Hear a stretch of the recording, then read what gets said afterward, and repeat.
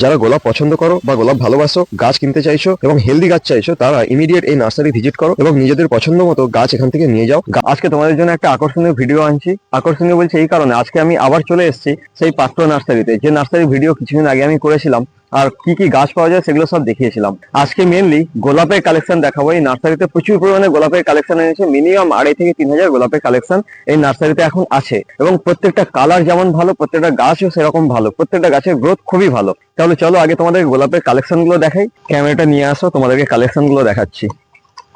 এগুলো ছোট সাইজের গোলাপ, একটা করে ডাল রয়েছে কিন্তু গাছের গ্রোথ অসাধারণ সুন্দর। পাতার কালার দেখে বুঝতে পারছো, আর প্রত্যেকটা গাছে কিন্তু কুঁড়ি রয়েছে। এগুলো ছোট, এগুলোর প্রাইস ম্যাক্সিমাম 50 থেকে 60-এর মধ্যে হয়তো হতে পারে, বা 5-10 টাকা এদিক ওদিক হতে পারে, কিন্তু প্রত্যেকটা ছোট গাছের কোয়ালিটি খুবই ভালো।